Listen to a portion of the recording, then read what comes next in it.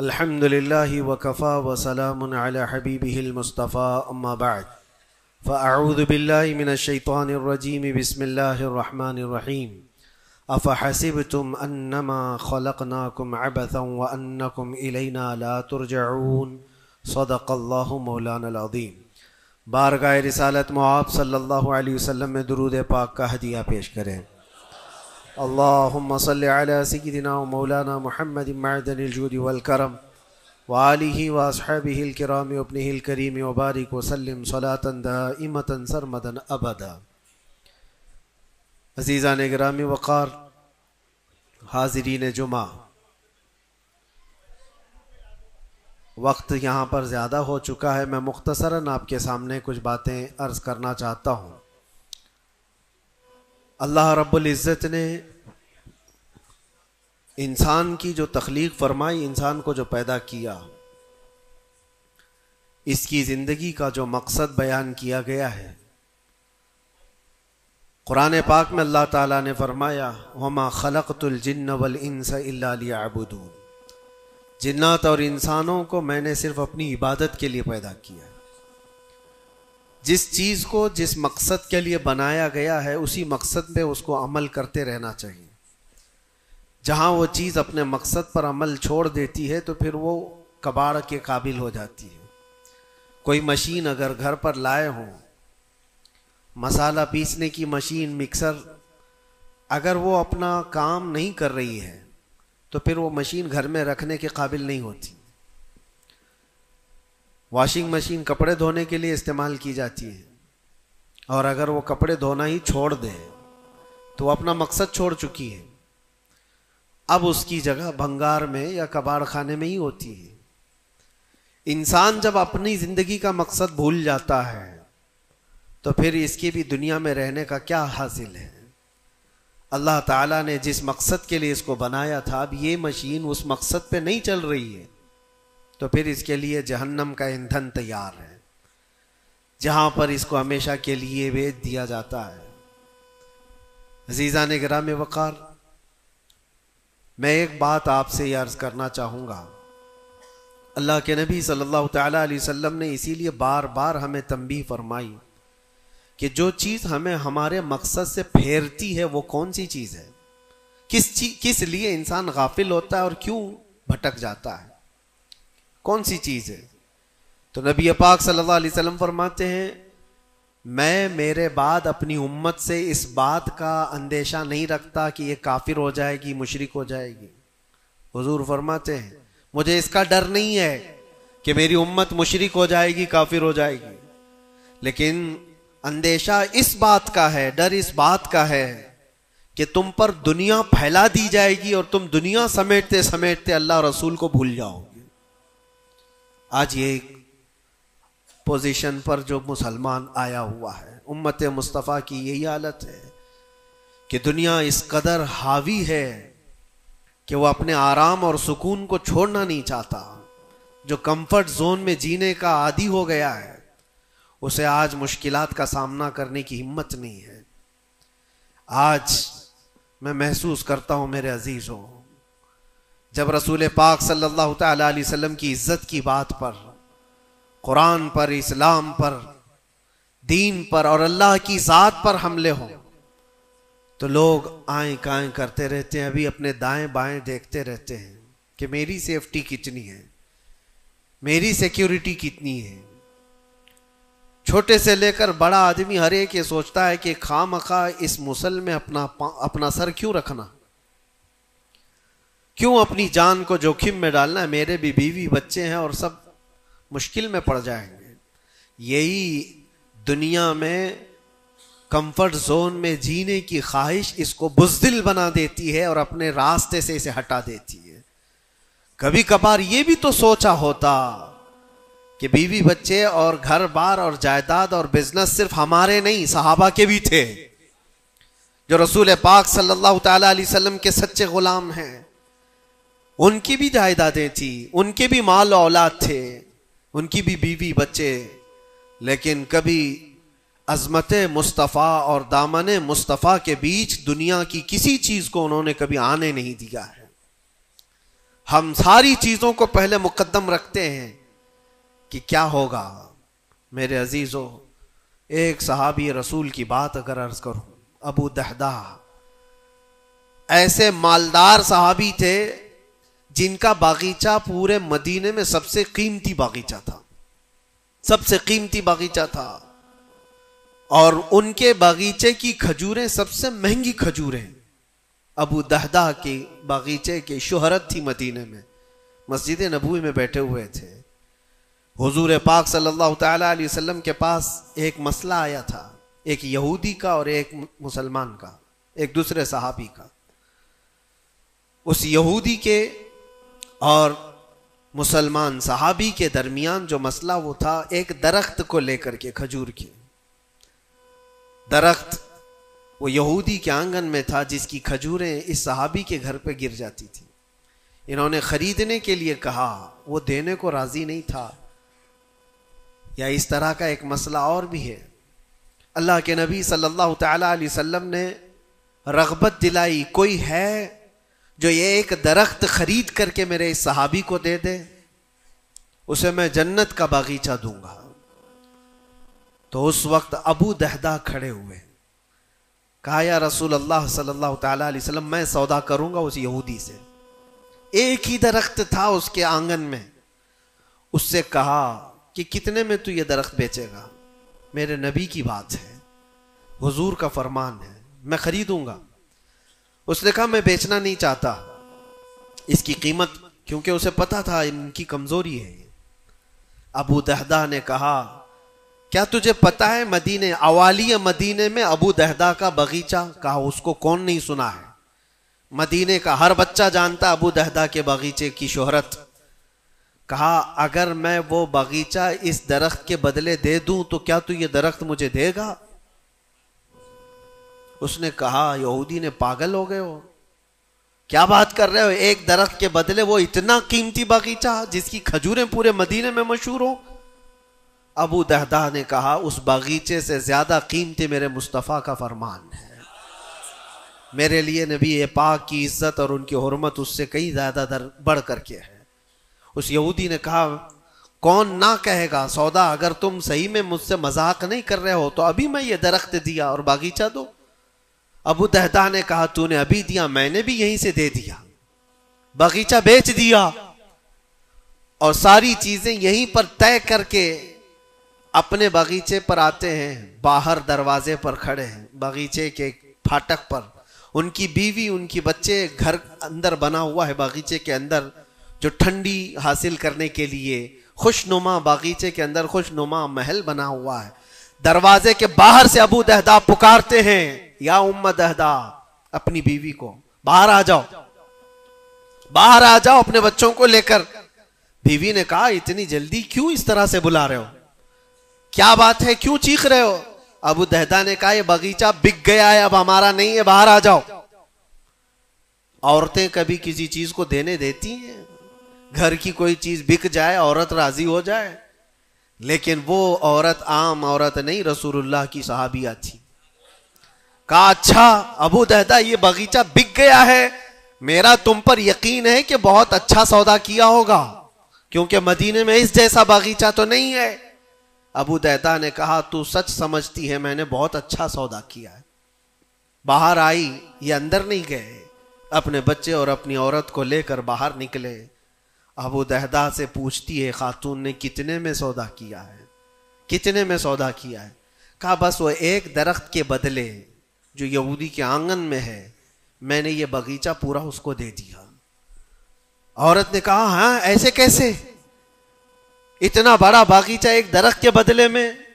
کہا وہ تو بظاہر ایک درخت ہے لیکن اصل قیمت تو رسول اللہ کی زبان ہے.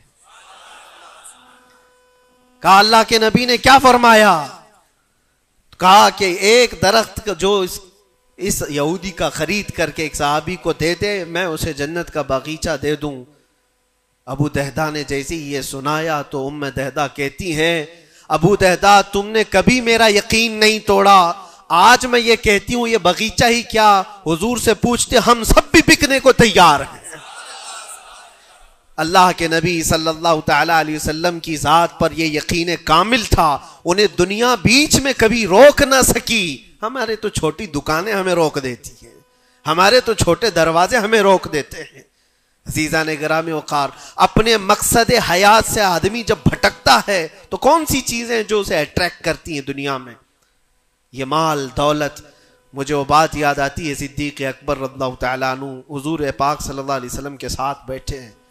حضور پاک صلی اللہ تعالیٰ علیہ وسلم کے ہاتھ میں ایک پیالہ ہے جس میں شہد ہے، آپ اس کو نوش فرمانا چاہتے ہیں، منہ کے قریب لے گئے، اچانک آپ نے واپس رکھ دیا اور کسی چیز کو دھکا دے کر کے ہٹانے لگے، جیسے کوئی مکھیوں کو بھگاتا ہے، جبکہ نبی پاک صلی اللہ علیہ وسلم کے جسم کے قریب کبھی کوئی مکھی نہیں آتی، لیکن اندیکھی چیز کو آپ ہٹا رہے تھے۔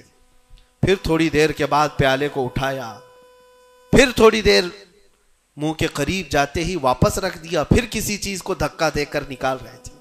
تیسری مرتبہ پیالہ اٹھایا تو صحابہ نے دیکھا آپ کی آنکھوں سے آنسو روا ہیں، حضور پاک صلی اللہ تعالیٰ علیہ وسلم کیا اشک بہ رہے ہیں۔ تو صحابہ نے پوچھا یہ کیا معاملہ ہے؟ حضور اکرم صلی اللہ تعالیٰ علیہ وسلم فرماتے پہلی بار جب میں نے شہد کا پیالہ اٹھایا تو دنیا میرے پاس سج سنور کر کے آئی، تیار ہو کر آئی، اور کہا اے اللہ کے نبی میرا حسن و جمال آپ قبول کر لیں، ہر طرح کے حسینائیں آپ کے قدموں میں لا کر رکھ دوں گی، ہر طرح کا حسن آپ کے قدموں میں لا کر رکھ دوں گی۔ حضور فرماتے میں نے دھکا دے کر دور کیا کہ مجھے تیرے حسن و جمال کی ضرورت نہیں، دنیا چلی گئی۔ دوسری بار جب میں نے پیالہ اٹھایا تو دنیا پھر آئی میرے پاس اور پورے زر و جواہرات اور دولت کے انبار لے کر دنیا نے کہا اے اللہ کے نبی یہ قبول کر لیں، آپ کے قدموں میں سونے کے محلات اور جواہرات سجا دیے جائیں گے۔ حضور پاک صلی اللہ علیہ وسلم فرماتے میں نے اس کو بھی دھکا دے کر دور کیا، نہ تیرے حسن و جمال کی طرف میں رغبت کروں گا، نہ تیرے دولت و مال کی طرف، مجھے اس کی بھی حاجت نہیں۔ تیسری بار بہت امپورٹنٹ چیز میں عرض کر رہا ہوں، جو کہنا چاہتا ہوں توجہ سے سنیں۔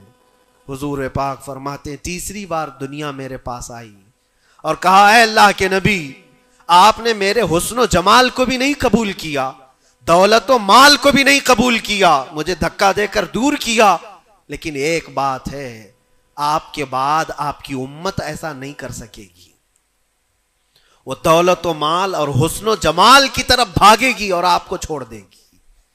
حضور فرماتے جب میں نے یہ بات سنی تو میرے آنسو نکل آئے، کیا میری امت مجھے چھوڑ کر اس طرح دور ہو جائے گی؟ دل پر ہاتھ رکھ کر کے سوچو ہے مسلمانوں، کیا آج وہ پوزیشن نہیں ہے؟ ہم ان دو چیزوں کے چکر میں اپنے نبی پاک صلی اللہ علیہ وسلم سے کتنی دور بھاگے جا رہے ہیں۔ تم نے کبھی راتوں کو تصور کر کے دیکھا کہ کتنی راتیں ایسی آئی کہ میں نے اپنے مصطفیٰ کو یاد کیا ہے، تنہائی میں اپنے حبیب کو یاد کیا ہے؟ اس رسول کا حال تو یہ تھا، ماں عائشہ صدیقہ فرماتی ایک رات ایسی نہیں گئی جس میں رسول پاک صلی اللہ علیہ وسلم اپنی امت کے لیے دعا نہ کرتے ہوں۔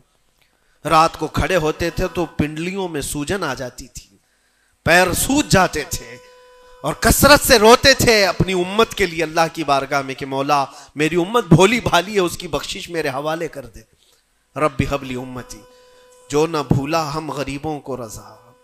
اور آج امت کا حال یہ ہے کہ سال میں ایک بار میلاد کر کے ہم یہ سمجھتے ہیں حق ادا کر لیا، ہر دن ہر رات جو نبی پاک ہمیں یاد کرتے تھے تو ہم نے آج وہ کیا کر دیا ہے؟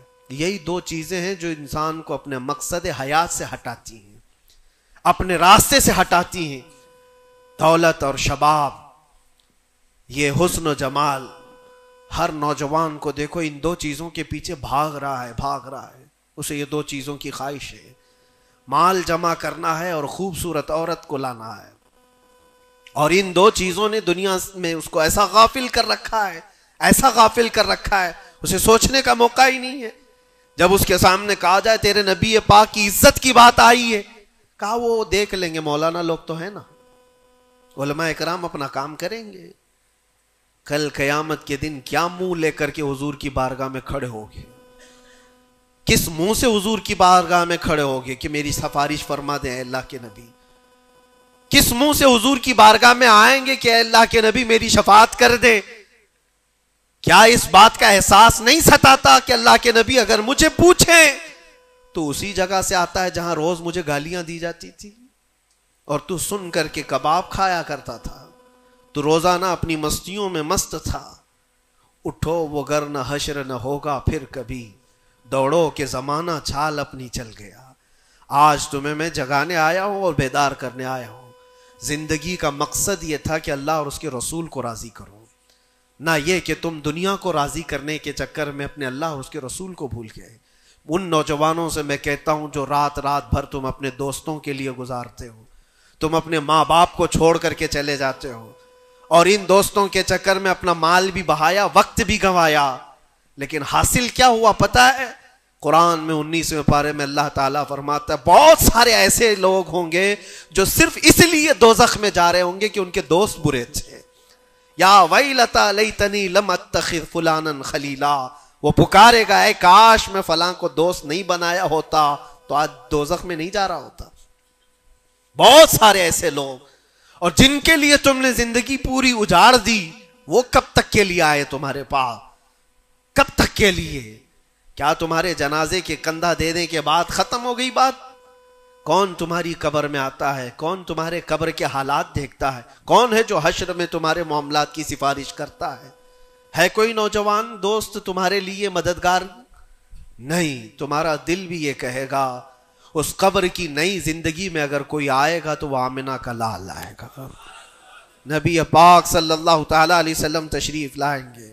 بزرگان دین نے یہاں تک فرمایا ہے وہ قبر میں میرے آقا صلی اللہ تعالی علیہ وسلم اس حالت میں اور اتنی جلدی آتے ہیں، اور منکر نکیر کے اٹھانے سے پہلے اس سے کہتے ہیں فرشتوں سے آہستہ سے اٹھاؤ، میری محبت میں بڑا تھک کے آیا ہے.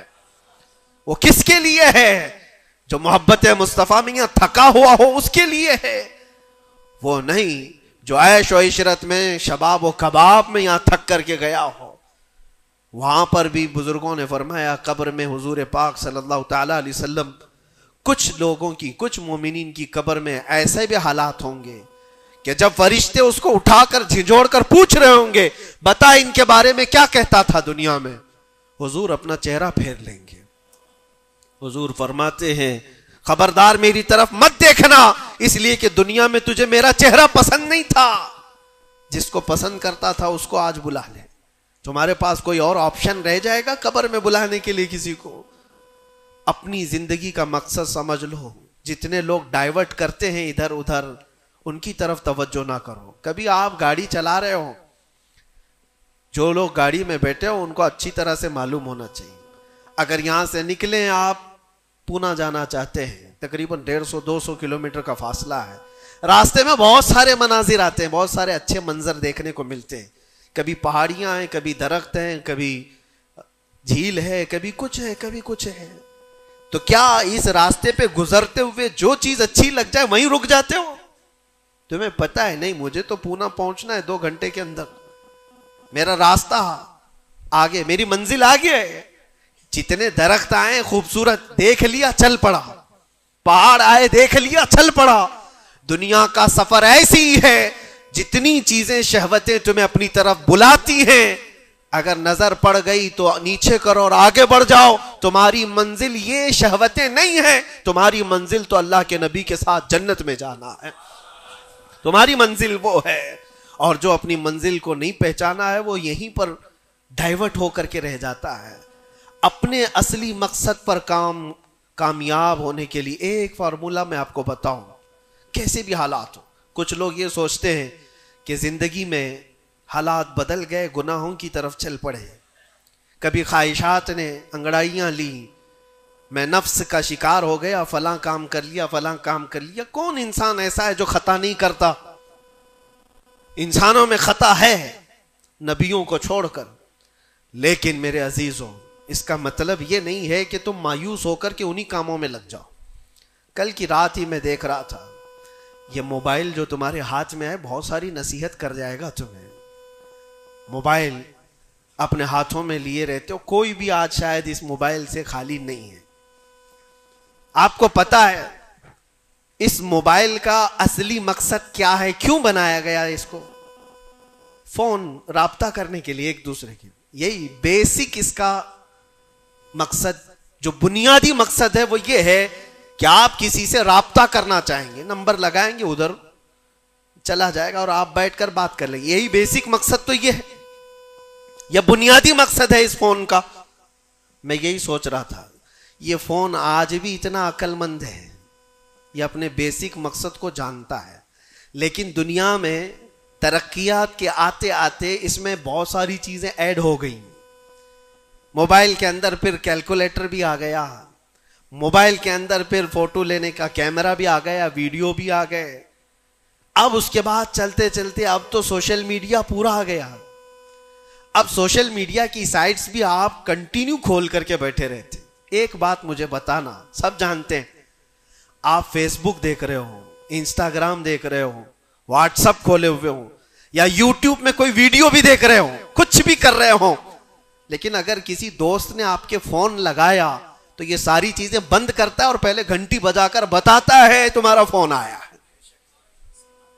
موبائل اپنے کام پہ ہے، اس کا اپنا بنیادی مقصد وہ چھوڑا نہیں ہے.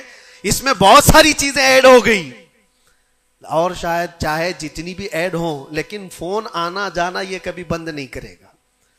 جو انکمنگ ہے، فون کسی نے لگایا ہے تو یہ تمہیں بتا دے گا. الارم ہوتا ہے، ایسا نہیں ہے آپ کی ویڈیو چل رہی ہو، یوٹیوب چل رہا ہے، کچھ بھی چل رہا ہو، فون اگر آیا تو وہ چیز روک دے گا اور پھر فون کا الارم تمہیں بتائے گا. یہ اپنے بنیادی مقصد پر چل رہا ہے. تمہاری زندگی میں چاہے جتنی بھی چیزیں ایڈ ہو جائیں، جس وقت اذان ہو جائے تمہیں سمجھ جانا چاہیے میرا مولا بلا رہا ہے. میرے اصلی مقصد کے لیے میں جو دنیا میں ہوں وہ اللہ کی عبادت کے لیے ہے. میرے رب کا فرمان، میرے رب کا اعلان آ چکا ہے، چھوڑو ساری چیزیں. جتنی بھی چیزیں ایڈ ہو جائیں اس چیز کو روکنا. اچھا، اور دوسری ایک چیز یہ بھی ہے اس موبائل کی، میں محسوس کر رہا تھا یہ بہت اچھا ہے بیچارہ، یہ موبائل اپنے مقصد پر کامیاب ہے اس لیے کہ اس کو کبھی کسی کے ہاتھ میں دو تو ہی گندا بنتا ہے. جب تک اس کو کوئی چلاتا نہیں ہے، تم چلاؤ گے، اندر گھسو گے، بہت ساری چیزوں میں داخل ہوتے رہو گے، پتہ نہیں کیا کیا کھولتے رہو گے، وہ سب چیزیں وہ کرتا چلا جائے گا. لیکن اس کو کہیں بستر پر پٹک کر کے چھوڑ دو، وہ کبھی گندگی نہیں کرتا. خود سے ایسے نہیں ہے کہ وہ ویڈیو کھول کے چالو ہو جائے گا. وہ موبائل خود سے کسی کو ویڈیو نہیں دکھاتا، خود سے کسی کو فوٹو نہیں دکھاتا، لیکن اس کو بستر پر ایسی پڑے رکھے رہو، وہ دوسری گندی چیزیں تو نہیں دکھائے گا جب تک تم ٹچ نہیں کرو گے، لیکن وہاں پڑے رہنے کے وقت بھی فون کسی کا آیا تب بھی بچ کے دکھائے گا. پتہ یہ چلتا ہے اس سے کہ دوسروں کے ہاتھ میں جاتا ہے اور کوئی دوسرا چلاتا ہے تب یہ بے حیائی دکھاتا ہے. تم اس بات کی اپنے آپ کی ذمہ داری لے لو، تم کسی کے ہاتھ کا کھلونا نہ بنو. دوست تمہارے ساتھ کھیلیں گے اور دنیا تمہارے ساتھ کھیلے گی. عیش و عشرت کی تمہاری خواہشات یہ سب دنیا ڈالتی ہے. اگر یہ ساری دنیا سے ہٹا کر اپنے آپ کو اللہ اس کے رسول کے سپرد کرو، دیکھو کبھی تمہاری زندگی میں تمہارے جسم سے بے حیائیاں نہیں آ سکتی، نہیں آئیں گی. یہ جسم اللہ، اس جسم کا مالک کون ہے؟ اللہ ہے. اور ہماری گردنوں کی اوپر اگر کسی کا حکم ہے تو وہ رسول اللہ کا ہے. اگر زندگی میں تم نے یہ طے کر لیا میں اللہ کا بندہ ہوں، اللہ نے مجھے بنایا ہے، میری گردن اللہ کے نبی کی عزت کے لیے ہے، سپرد کر دیا اپنے آپ کو، تو بے حیائیاں تمہارے اندر نہیں آئیں گی. ہاں ہوتا یہ ہے کہ تم نے اپنے آپ کو دوسروں کے سامنے پیش کیا ہے، دوستوں کے سامنے. ارے کس کو تم جان جان کہتے رہتے ہو، تو میری جان ہے، میں تیری جان ہوں. پتہ نہیں کتنوں کو جان کہا ہے اور کوئی جان کسی کے کام کی نہیں ہے، کسی کے کام کی نہیں ہے. لیکن ایک بار جن صحابہ نے کہا فدا کا بھی وہ امی یا رسول اللہ، اے اللہ کے رسول میرے ماں باپ آپ پر قربان، میری جان آپ پر قربان. یہاں دوست کو یا بیوی کو یا محبوبہ کو جان کہا تو بدلے میں اس نے پھوٹی کوڑی بھی نہیں دی ہے. زندگی میں سوائے دکھ اور غم کے کچھ نہیں ملا جان سے. لیکن مصطفیٰ کریم کو جس نے یہ کہا میری جان آپ کے حوالے ہے، اللہ کے نبی نے ان کو ذرے سے اٹھا کر کے آسمان کا تارا بنا دیا.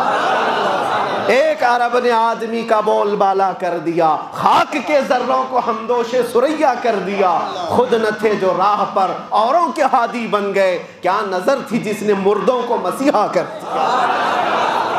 نبی پاک صلی اللہ تعالیٰ علیہ وسلم کے حوالے اپنے آپ کو کر کے تو دیکھو، پھر تمہیں کہاں سے کہاں پہنچایا جائے گا۔